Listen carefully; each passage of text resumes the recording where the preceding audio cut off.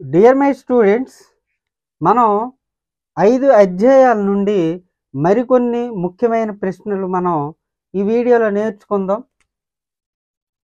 మొదటి ప్రశ్న, 2 సంఖ్యల లబ్ధం 7776 మరియు వాటి కసాగు 216 అయిన గసాభా ఎంత?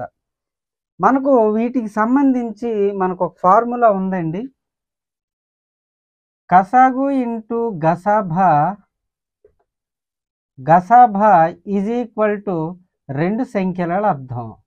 2 సంఖ్యల లబ్ధం 2 సంఖ్యలు అంటే ఇందులో మొదటి సంఖ్య ఇంటూ రెండవ సంఖ్య.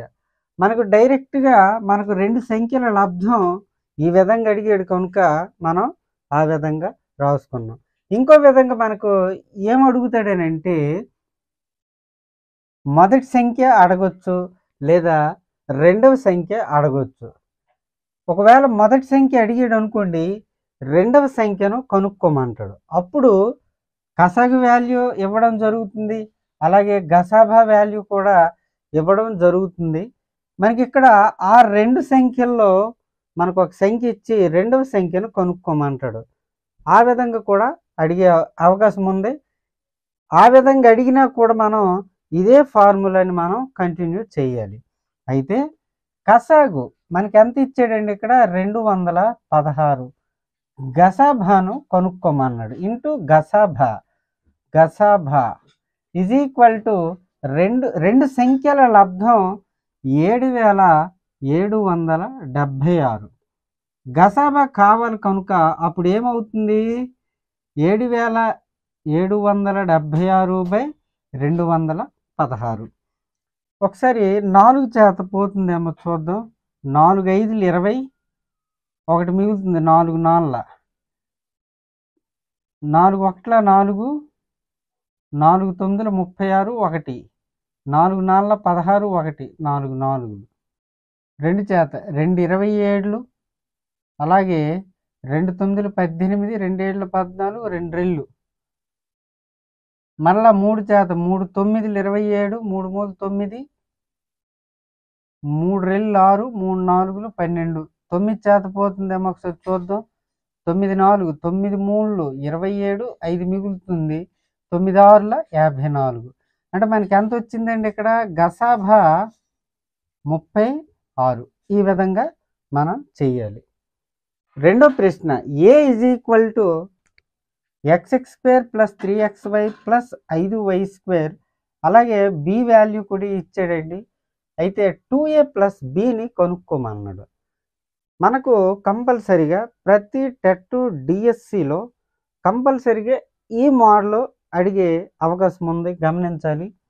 అయితే మనకి ఇక్కడ 2a + b సింపుల్గా ఏం చేద్దామనంటే 2a అంటే 2 × a అని అర్థం. ఇక్కడ ఏ వాల్యూ ఈ విధంగా ఇవ్వడం జరిగింది. దీన్ని 2 చేత గుణిస్తే సరిపోతుంది.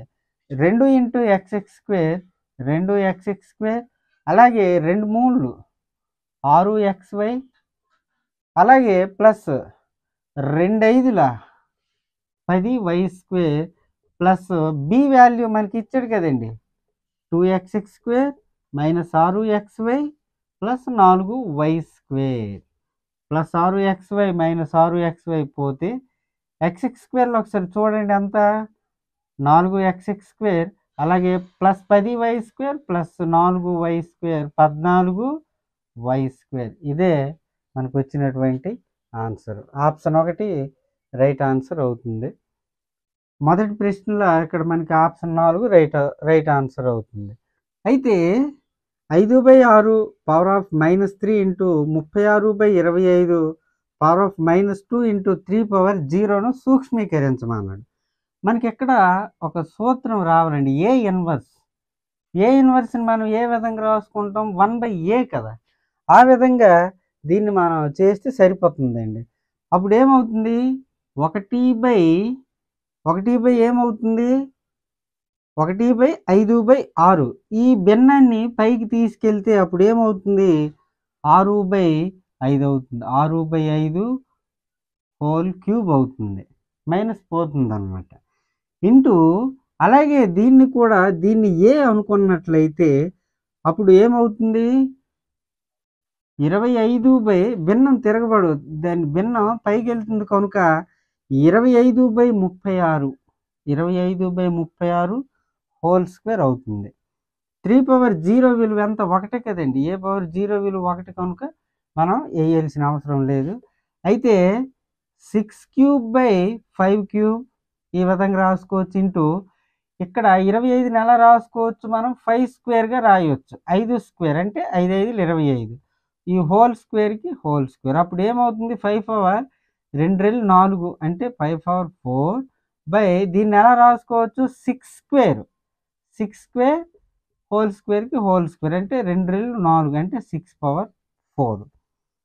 ఇక్కడ మీరు గమనించినట్లయితే మనకు ఈ ఫార్ములా రావాలండి. A power n is equal to A power m-n.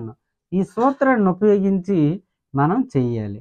అయితే ఇక్కడ 6³ మైనస్ ఏమవుతుంది? చూడండి, ఈ రెండు చూడాలి, మనం ఈ రెండు చూడాలి. భూములు ఇక్కడ సమానంగా ఉన్నాయి కనుక ఈ ఘాతాంకాలని మనం తీసివేయాలి ఈ సూత్రాన్ని ఉపయోగించి. అంటే 6 పవర్ ఆఫ్ 3 - 4 అవుతుంది. ఇంటూ 5 పవర్, ఈ రెండు చూడండి భూములు సమానంగా ఉన్నాయి కదా కనుక 4 - 3 అవుతుంది. 4 - 3 అంటే 6 పవర్ 3 - 4 అంటే ఎంత? -1 ఇంటూ 5 పవర్ 4 నుంచి 3 తీస్తే 1 5 పవర్ 1 అంటే 5. ఇప్పుడు దీన్ని ఏ విధంగా రాసుకోవచ్చు? ఏ ఇన్వర్స్ కదండి, అంటే 1/6 అవుతుంది. 1/6 ఇంటూ 5 అంటే 5 1 5/6 5/6. ఆప్షన్ 3 రైట్ ఆన్సర్ అవుతుంది. 4వ ప్రశ్న. 8 11 14 17 P 13 9 7ల అంక మధ్యమము P+2 అయిన P విలువ ఎంత? అంక మధ్యమన్నా సగటన్నా సరాసరి అన్న ఒకటేనండి, లేదా క్లుప్తంగా AM అని కూడా అడిగే అవకాశం ఉంది అంక మధ్యం. అయితే ఇక్కడ సగటుకు సూత్రం ఏంటండి? రాసుల మొత్తం బై రాసుల సంఖ్య కదా. అప్పుడు ఏమవుతుంది? రాసుల మొత్తం అంటే కలపండి.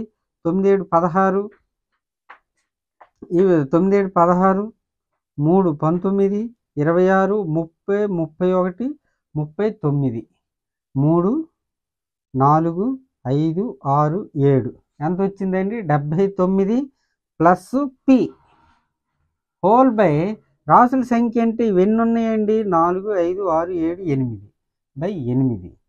కానీ లెక్క ప్రకారం వీటి యొక్క అంక మధ్యము లేదా సగటు ఏమిచ్చాడు? P+2 ఇచ్చాడు కనుక ఏం చేద్దాం? అడ్డగుణకరం చేసినట్లయితే 79 plus P is equal to 8 into P 8P plus 8 రెళ్ళు 16.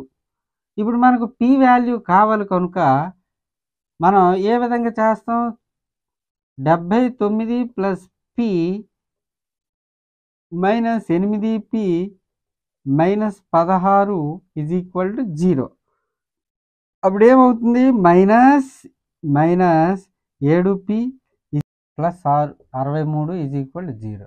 అప్పుడు మనకి P వాల్యూ కావాలి కనుక -7P is equal to plus 63 ఏమవుతుంది? -63. ఈ రెండు పోతే 7 9లు 63 అంటే P ఈజ్ ఈక్వల్ టు ఎంత వచ్చిందండి?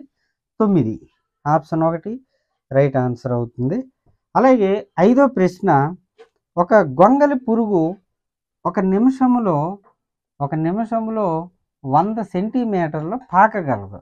అదే 15 నిమిషంలో పాకగలిగిన దూరం ఎంత అన్నాడు. అంటే ఏం చేద్దాం? ఏకవస్తు మార్గం ద్వారా దీన్ని 15/1 ఇంటూ 100 వేస్తే సరిపోతుందండి. 15 ఇంటూ 100 అంటే ఎంత? 1500. 1500 అని అంటే ఎన్ని సెంటీమీటర్లు అవుతుంది? ఎన్ని మీటర్లు అవుతుందండి?